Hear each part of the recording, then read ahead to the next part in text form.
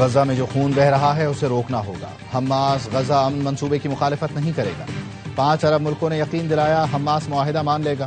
نائب وزیر اعظم اسحاق ڈار کی پریس کانفرنس، کہا ایک ملک سے حماس کے مذاکرات چل رہے تھے، حماس کئی باتوں پر آمادہ ہو گیا تھا، 8 ملکوں میں شامل اس ملک نے یقین دلایا حماس معاہدہ خراب نہیں کرے گا۔ فلسطینی اتھارٹی نے بھی امن معاہدے کا خیر مقدم کیا۔ کچھ لوگ سیاست چمکانے کے لیے تنقید کر رہے ہیں، وہ کیا چاہتے ہیں؟ غزہ میں خون بہتا رہے، بچے بھوک سے مرتے رہیں۔ نائب وزیر اعظم نے کہا انڈونیشیا نے 20,000 فوجی تعینات کرنے کی پیشکش کی، امید ہے پاکستانی قیادت بھی اس متعلق کوئی فیصلہ کرے گی۔ بتایا غزہ امن پلان کے تحت فلسطین میں ٹیکنوکریٹ حکومت ہوگی۔ پاکستان سمیت 8 مسلم ملکوں کی کوشش تھی کہ کسی طریقے سے غزہ میں امن لایا جا سکے۔ پاکستان نے اقوام متحدہ میں مسئلہ فلسطین بھرپور طریقے سے لڑا۔ وزیر اعظم کے جنرل اسمبلی سے خطاب کو سراہا گیا۔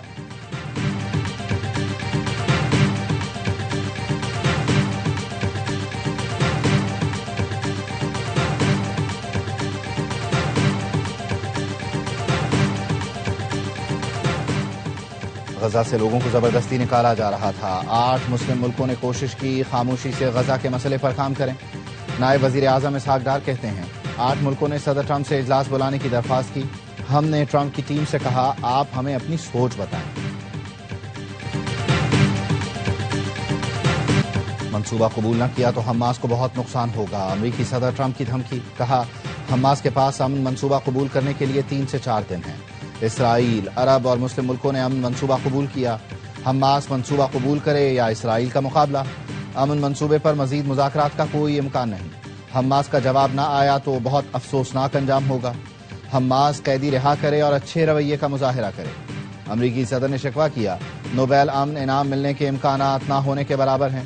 عالمی تنازعات حل کیے، مجھے امن کا علمبردار سمجھنا چاہیے، مجھے انعام نہ ملا تو یہ امریکہ کے لیے بڑی توہین ہوگی۔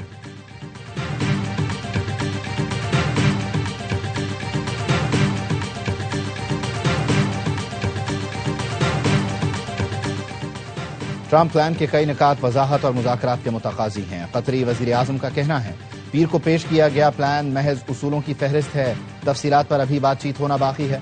حماس نے ذمہ داری کا مظاہرہ کیا اور پلان کا مطالعہ کرنے کی یقین دہانی کرائی۔ حماس کو واضح کیا ہمارا بنیادی ہدف جنگ روکنا ہے۔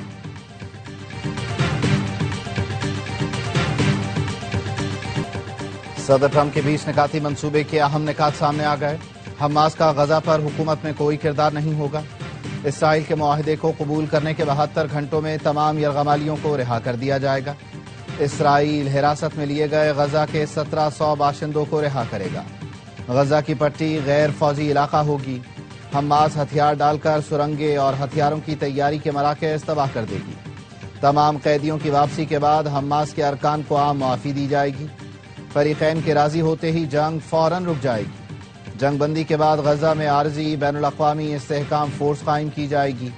کسی کو غزہ کی پٹی چھوڑنے پر مجبور نہیں کیا جائے گا۔ مکمل امداد فوراً غزہ کی پٹی کی طرف روانہ کی جائے گی۔ غزہ میں ٹیکنوکریٹ حکومت قائم ہوگی جس کی نگرانی ایک نیا عبوری ادارہ بورڈ آف پیس کرے گا، جس کی صدارت ڈونلڈ ٹرمپ کریں گے۔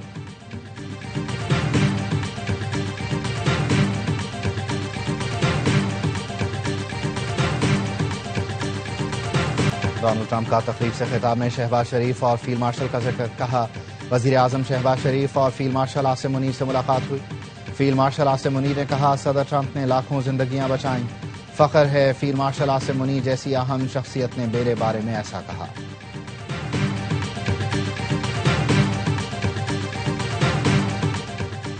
سعودی ولی عہد محمد بن سلمان رواں سال پاکستان کا دورہ کریں گے۔ ذرائع وزارت خارجہ کا کہنا ہے سعودی ولی عہد محمد بن سلمان 31 دسمبر سے پہلے پاکستان آئیں گے۔ دورے کی تاریخیں طے کی جا رہی ہیں۔ ولی عہد کے دورے میں دونوں ملکوں کے درمیان اہم معاہدوں کا امکان۔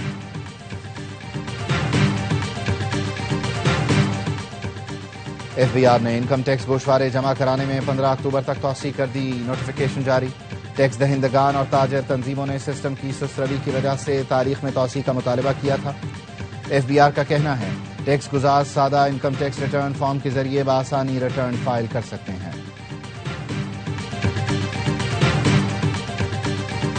پیٹرول 4 روپے 7 پیسے مہنگا، 1 لیٹر پیٹرول 268 روپے 68 پیسے کا ہو گیا۔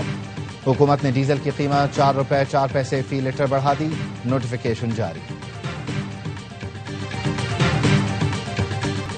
بھارتی پراکسی فتنہ خوارج کا کوئٹہ میں خودکش حملہ، 10 افراد جاں بحق، 30 زخمی۔ جوابی کارروائی میں 5 دہشت گرد مارے گئے، ایف سی کے 2 جوان زخمی۔ سیکیورٹی ذرائع کے مطابق دھماکے کے بعد 5 خوارج نے ایف سی ہیڈ کوارٹرز میں گھسنے کی کوشش کی۔ فورسز نے کوشش ناکام بناتے ہوئے خوارج کو باہر ہی جہنم واصل کر دیا۔ دہشت گردوں نے ایف سی کی وردی پہن رکھی تھی۔ صدر آصف علی زرداری اور وزیر اعظم کی جانب سے خودکش حملے کی مذمت۔ صدر مملکت نے کہا، بھارت نواز شرپسند عناصر کے عزائم کو ناکام بناتے رہیں گے۔ وزیر اعظم نے کہا، ملکی سالمیت کو نقصان پہنچانے کی کوشش کرنے والوں کو عبرتناک سزائیں دیں گے۔ وفاقی وزیر داخلہ محسن نقوی اور وزیر اعلیٰ بلوچستان کی بھی مذمت۔ امریکہ نے کوئٹہ میں خودکش حملے کو افسوسناک قرار دیا۔ امریکی سفیر نیٹلی بیکر نے کہا، امریکہ Quetta F C headquarters کے قریب گھناؤنے دہشت گرد حملے کی مذمت کرتا ہے۔ امریکہ دہشت گردی کے خلاف جدوجہد میں پاکستان کے شانہ بشانہ کھڑا ہے۔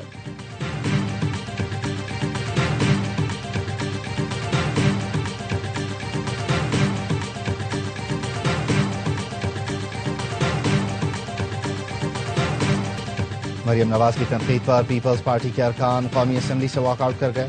نوید قمر نے کہا، وزیر اعلیٰ کہتی ہیں ہمارا پانی، ہمارا پیسہ، ہماری مرضی، اس کا کیا مطلب ہے؟ ان حالات میں حکومتی بینچ پر بیٹھنا مشکل ہو رہا ہے۔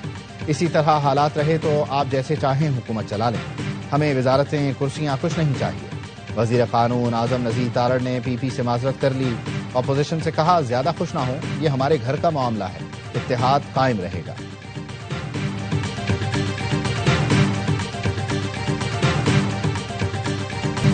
لیگ کی ایک طرف معذرت، دوسری طرف پھر تنقید۔ مریم نواز نے نام لیے بغیر پیپلز پارٹی پر طنز کے تیر چلا دیے۔ کہا، پنجاب میں تاریخ کا بدترین سیلاب آیا، افسوس دوسرے صوبوں نے پنجاب کی تکلیف پر پریس کانفرنسز کر کے سیاست کی۔ میں نہیں چاہتی کہ کسی سے کہوں پنجاب میں سیلاب آ گیا، اللہ کا واسطہ مجھے کچھ دے دو۔ ہمیں کسی کے سامنے کشکول پھیلانے کی ضرورت نہیں۔ پنجاب میں جتنے کام ہو رہے ہیں سب آپ کے پیسوں سے ہو رہے ہیں۔ تمام صوبوں کے عوام کو اپنا حق مانگنا چاہیے۔ جن کو سڑکیں، لیپ ٹاپ، اسکالرشپ، سستی روٹی نہیں ملتی، انہیں اپنے حکمرانوں سے سوال کرنا چاہیے۔ وزیر اعلیٰ پنجاب کا اس سال 1,18,000 لیپ ٹاپ دینے کا اعلان۔ کہا، آج تک تمام اسکالرشپ اور لیپ ٹاپ میرٹ پر دیے، اوپر سے نیچے تک تمام تعیناتیاں میرٹ پر ہوتی ہیں۔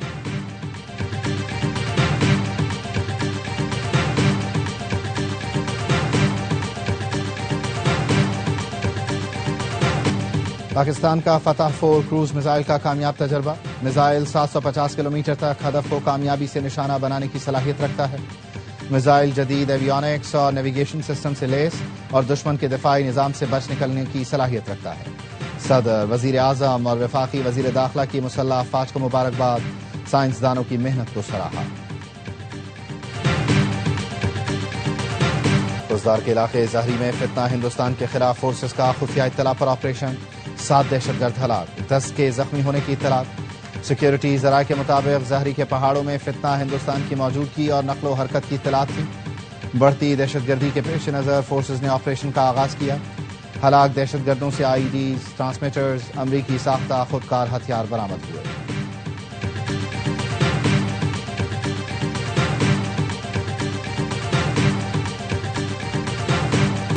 غزہ جنگ بندی میں پاکستان کے کردار پر فخر کرنا چاہیے۔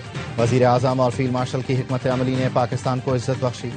1.5 سال سے کہہ رہا ہوں، آنے والا وقت اچھا ہے، عام آدمی کے حالات بدلیں گے۔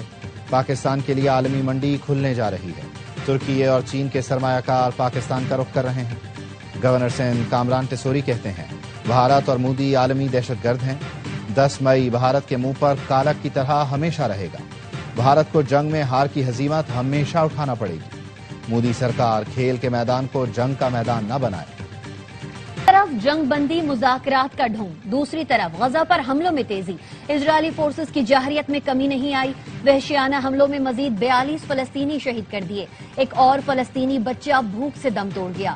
فاقوں سے شہید افراد کی تعداد 453 ہو گئی، ان میں 150 بچے شامل ہیں۔ 7 افراد امدادی مراکز پر صہیونی گولیوں کا نشانہ بن گئے۔ شہید فلسطینیوں کی مجموعی تعداد 66,097 ہو گئی۔ 1,68,000 سے زیادہ زخمی ہیں۔ غزہ کے لیے امداد لے جانے والا گلوبل سمود فلوٹیلا غزہ کے قریب خطرے کے علاقے میں داخل. فلوٹیلا بحیرہ روم میں غزہ سے تقریباً 200 ناٹیکل میل دور ہے. ادارہ امراض قلب کراچی میں ٹینڈر ایوارڈ میں بے قاعدگیوں کی نشاندہی. ٹرانسپیرنسی انٹرنیشنل پاکستان نے وزیر اعلیٰ سندھ کو خط میں لکھا. من پسند فرم کو نوازنے کے لیے طبی آلات کی خریداری کے ٹینڈر کو خلاف قانون منسوخ کیا گیا. سب سے کم بولی دینے والی فرم کو ٹینڈر جاری نہیں کیا گیا. ادارہ امراض قلب انتظامیہ نے ڈریپ اور سیپرا قوانین کی خلاف ورزی کی. دستاویزات میں رد و بدل اور بچوں کی بیرون ملک منتقلی کا کیس. وفاقی اینٹی کرپشن کورٹ نے سارم برنی کی درخواست ضمانت مسترد کر دی. سارم برنی کی درخواست ضمانت جوڈیشل مجسٹریٹ اور ہائی کورٹ سے بھی مسترد ہو چکی. 1.5 ماہ پہلے مقدمہ وفاقی اینٹی کرپشن عدالت میں منتقل کیا گیا تھا. ملزم سارم برنی گزشتہ 1 سال سے جیل میں ہے.